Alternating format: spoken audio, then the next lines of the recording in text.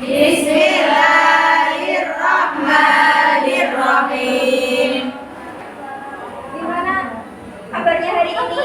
Alhamdulillah, it's wonderful. Our spirit, Allahu Akbar. Apakah ada yang masuk? Ada. Banyak. Ibu absen dulu ya. Al-Nisa. Adira. Alja Aulia Ahmad. Hadir. Alia Lain. Anissa Fatmawati. Hadir. Beta Adija. Dwi Kurnia Hadir. Ellen Bayanaya. Eva Muhammad. Fani Rosmawati Abdullah. Vina Jumadaristiara. Izin. Mas 12 lah. Iin Ayu Rahman. Hadir. Intan Isa. Intan Mutia Harani. Isyana Ika Kaniswari. Laila Afifah. Rukia Mayanisa. Mentari Rahmawati.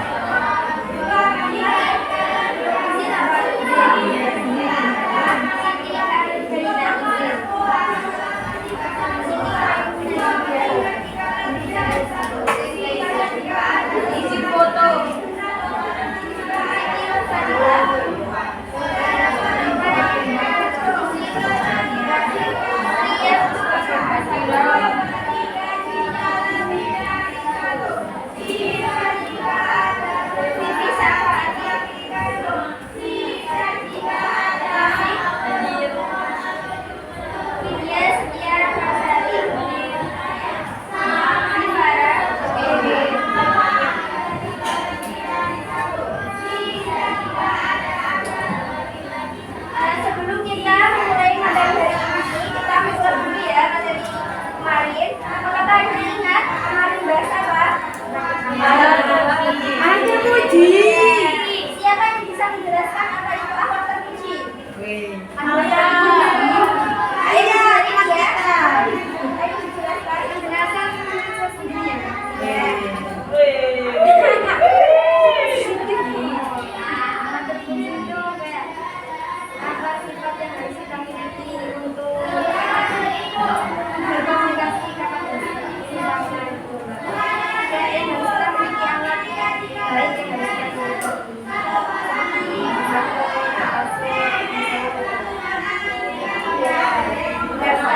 Selanjutnya kita mulai materi hari ini tentang menghindari akhlak tercela. Apa halaman 35? Sudah. Yang pertama, nifaq. Nomor 1, pengertian nifaq. Apakah nifaq itu? Kedua. Yang kedua, macam-macam perilaku nifaq. Ada dua apa saja? Nifaq.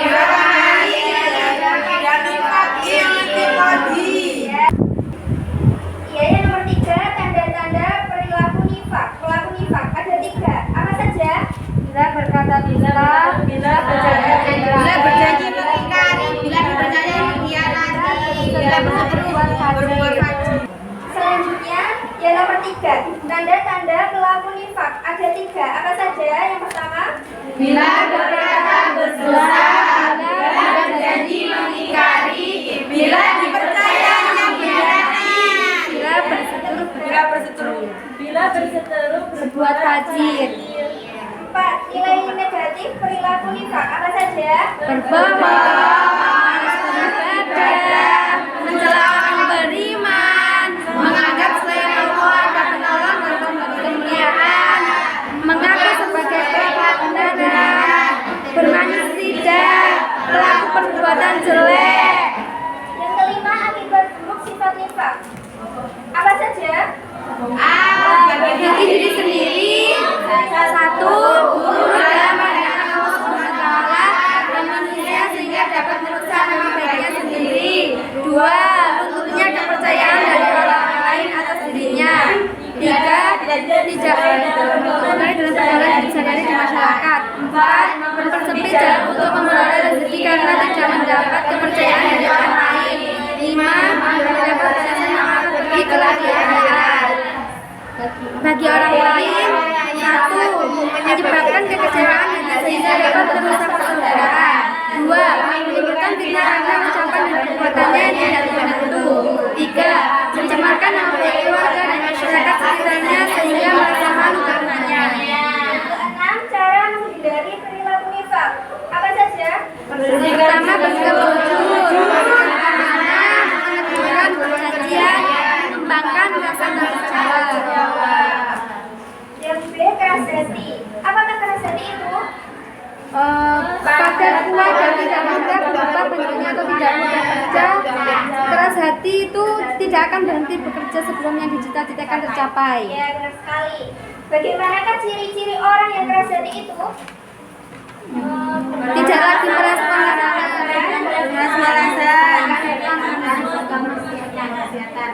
tidak terpengaruh hatinya dengan ayat-ayat Al-Quran yang dibacakan. Berbeda dengan kaum mukminin, hati mereka akan bergetar jika dibacakan ayat-ayat Al-Quran atau diingatkan akan Allah Azza wa Jalla.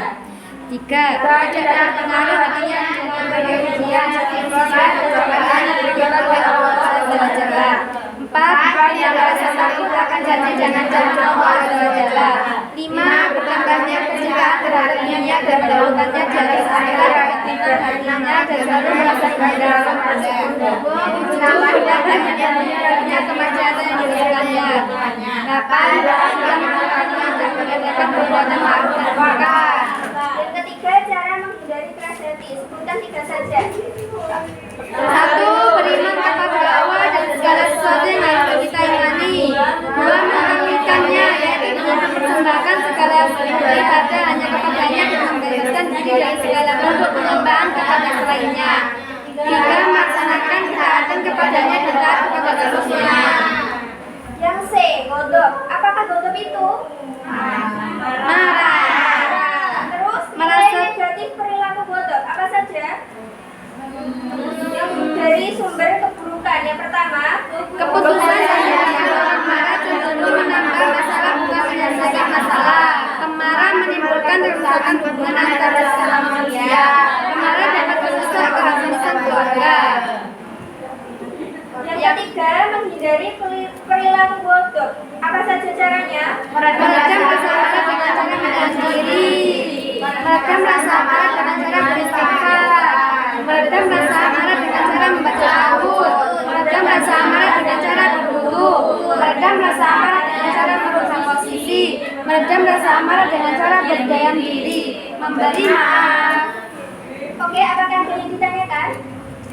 Jika tidak ada, lanjut presentasi. Siapa yang presentasi hari ini? Oke, sebelum memulai presentasi kita ice breaking dulu ya. Oke. Kalau Mbak bilang tepuk 1, tepuk 2, tepuk 3. Kalau bilang 1 berarti gak usah tepuk. Ingat gak? Yang kemarin? Mbak, ayo. Biar ice breaking dulu biar fokus. Ayo dimulai. Tepuk 1, tepuk 2, tepuk 3, 1. Lagi. Tepuk 3, tepuk 2,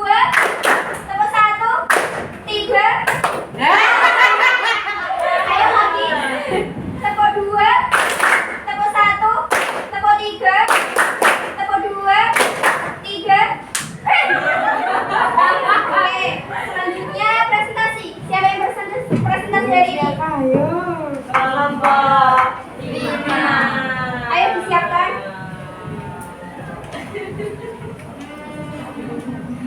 Kelompok 5 kan? Kelompok 5. Iya. Ayo dong. Malaman. Ini bantu.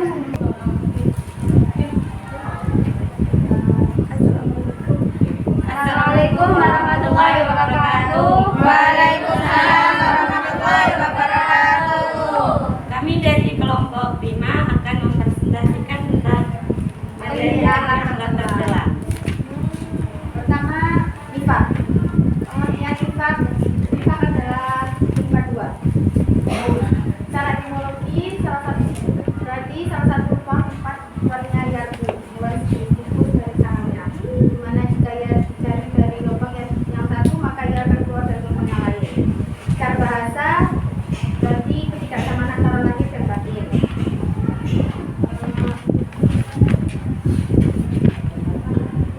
Secara pengertian dan terminologi berarti menampakkan keislaman dan kebaikan di hadapan manusia, tetapi menyembunyikan kesukaan dan kesehatan di dalam hatinya. Orang yang memiliki sifat nifak itu dinamakan orang munafik. Macam-macam perilaku nifak. Nifak dibagi menjadi 2, yaitu nifak amali dan nifak itikadi. Nifak amali itu nifak yang masih salah satu nifak yang kecil, yaitu melakukan sesuatu yang merupakan perbuatan orang-orang munafik, tapi masih tetap ada iman di hati belum sampai perbuatan. Kalau nifak itikadi itu nifak keyakinan, yaitu pelakunya menampakkan keislaman di hadapan manusia, tetapi menyembunyikan kekufuran. Nifak itikadi sudah masuk Bentar. Dan dia berada di dalam kerak neraka. Tanda-tanda pelaku nifak ada 4, yaitu bila berkata berdusta, bila berjanji mengingkari, dan dipercaya mengkhianati. Keempat, bila berseteru berbuat fasik. Terus nilai negatif perilaku nifak, yaitu berbohong, malas beribadah, mencela orang beriman, menganggap selain Allah ada penolong dan pemberi kemuliaan, mengaku sebagai pelaku kebenaran, bermanis lidah, pelaku berbuat jelek. Akibat dari sifat nifak itu ada bagi dua, bagi diri sendiri dan bagi orang lain. Bagi diri sendiri yaitu buruk karena pandangan Allah, untuknya percaya dari orang lain, tidak disukai dalam pergaulan hidup, mempersempit jalan rezeki, mendapat balasan yang amat pedih. Bagi orang lain, menyebabkan kejauhan hati, menimbulkan fitnah, mencemarkan nama baik keluarga dan masyarakat sekitarnya. Cara menghindari perilaku nifak yaitu bersikap jujur, amanah, menegurkan berjanji juga, dan mengembangkan rasa tanggung jawab.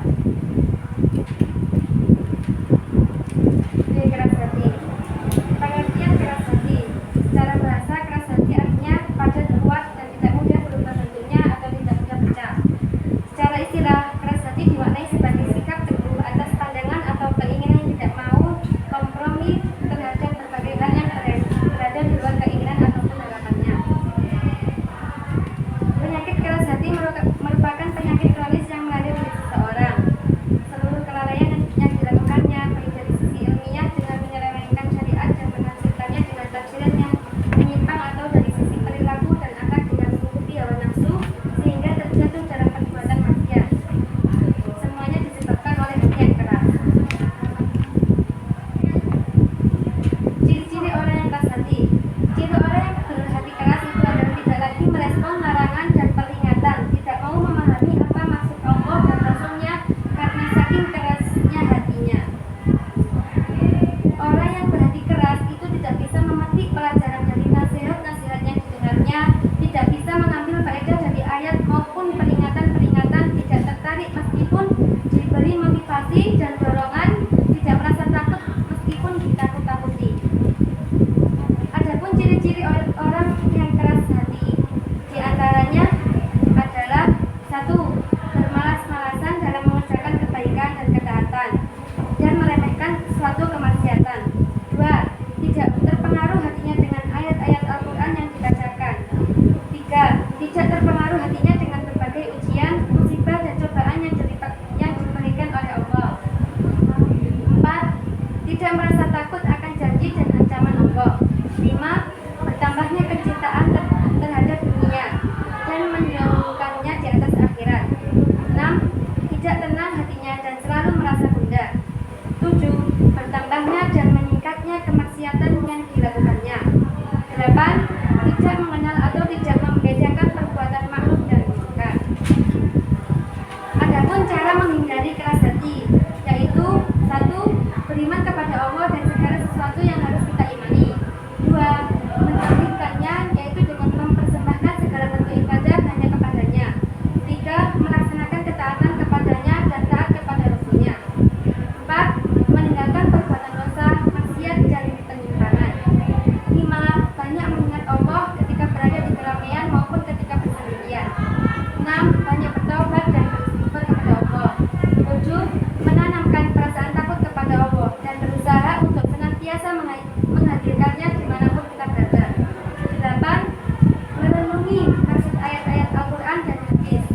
9. Selalu bermuhasabah atau berintrospeksi diri untuk memperbaiki diri dan menjaga diri dari kesalahan yang pernah dilakukan di masa lalu. 10. Bergantung kepada Allah dan mendahulukan Allah di atas segala-galanya. Kemudian akhlak tercela selanjutnya adalah ghadab. Ghadab secara harfiah adalah marah atau pemarah. Sifat ini merupakan sifat yang akan menimbulkan nilai-nilai negatif bagi pelakunya. Dan ini akan menimbulkan sumber keburukan, yaitu keputusan dan tindakan orang pemarah cenderung menambah masalah, bukan menyelesaikan masalah. Selanjutnya, pemarah menimbulkan kerusakan hubungan antara sesama manusia. Pemarah dapat merusak keharmonisan keluarga. Selain itu, dari sifat ghadab juga akan dapat membahayakan kesehatan tubuh. Di antaranya yaitu letih ekspresi, darah tinggi, sulit tidur, dan depresi. Pada dasarnya, marah merupakan fitrah dari manusia. Akan tetapi, meskipun itu fitrah, masih dapat dihindari. Di sini ada beberapa perilaku untuk menghindari perilaku ghadab, yaitu yang pertama dengan cara meredam rasa amarah dengan cara menahan diri. Yang kedua, meredam amarah dengan cara beristighfar. Yang ketiga, dengan membaca ta'awudz. Yang keempat, dengan cara berwudu. Yang kelima, dengan cara merubah posisi. Dan yang keenam, dengan cara berdiam diri. Dan yang ketujuh adalah memberi maaf. Presentasi kita hari ini ada yang mau ditanyakan? Silahkan, mungkin ada yang mau bertanya. Ayo dibatasi bisa pertanyaan. Siapa yang mau bertanya?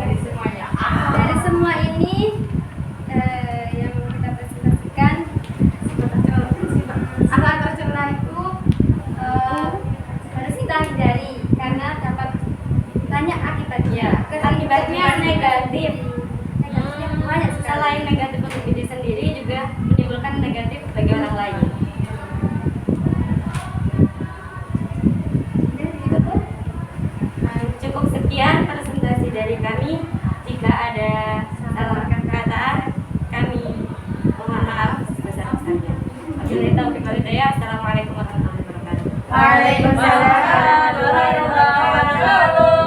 Terima kasih.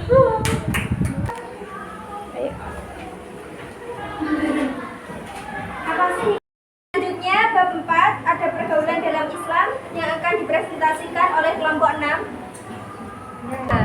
Assalamualaikum warahmatullahi wabarakatuh. Waalaikumsalam warahmatullahi wabarakatuh. Di sini kita akan menjelaskan tentang ada pergaulan dalam Islam. Pertama saya akan menjelaskan tentang ada pergaulan bersama teman saya. Kalian sudah mengerti siapa teman saya ya?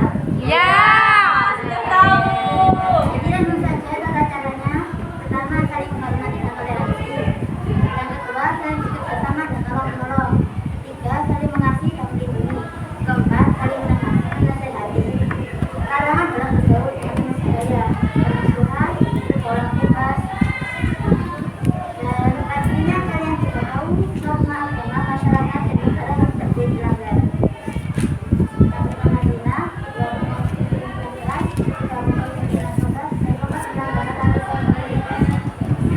Yang kedua ada bergaul dengan yang lebih tua.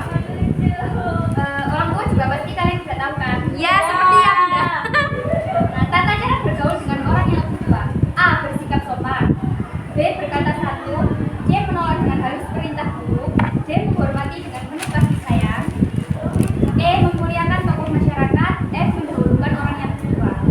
Dalam adab kepada orang yang lebih tua juga ada larangannya dalam bergaul dengan orang yang lebih tua, yaitu durhaka kepada orang tua, bersikap arogan, dan Yang ketiga ada bergaul dengan orang yang lebih muda. Tata cara bergaul dengan orang yang lebih muda itu pertama memberi nasihat, kedua mempererat persaudaraan, ketiga memberi perhatian dan kasih sayang, dan keempat memberi teladan kebaikan, dan kelima membina, membimbing dan memberi kesempatan untuk beredukasi. Dan yang terakhir memberikan penghargaan atas siapa yang prestasi. Larangan dalam bergaul dengan orang yang lebih muda ada tiga. Yang pertama, meminta dihormati. B. Apatis terhadap pemuda. C. Salah paham atas aktivitas pemuda. D. Ada bergaul dengan lawan jenis. Satu, pengertian lawan jenis. Lawan jenis adalah istilah yang dipakai untuk membedakan dua jenis manusia, yaitu laki-laki dan perempuan. Dua, tata cara bergaul dengan lawan jenis. A. Bersahabat karena Allah. Allah tidak melarang orang laki-laki dan perempuan itu atas dasar karena Allah. Yang B. Menjaga aurat. Yang ketiga, menjaga kemaluan. Yang keempat, menundukkan pandangan.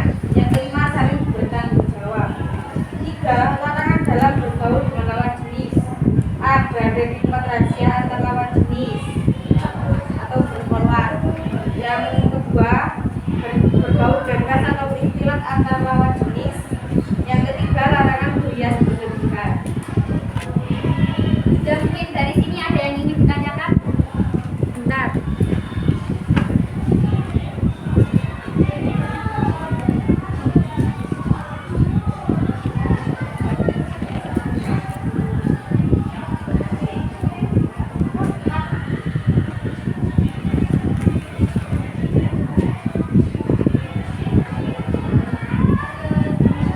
Tidak ada yang ingin ditanyakan. Ada. Ya. Bagaimana tata cara bergaul dengan teman sebaya? Menurut Islam, tata cara bergaul dengan teman sebaya adalah saling hormati, tidak boleh bermusuhan dan tidak boleh iri ataupun dengki, saling bekerja sama dan tolong menolong, saling mengasihi dan melindungi, dan sama-sama saling menasihati. Kalau salah dinasihati dan dinasihati jangan marah-marah. Ya. Ada pertanyaan lagi?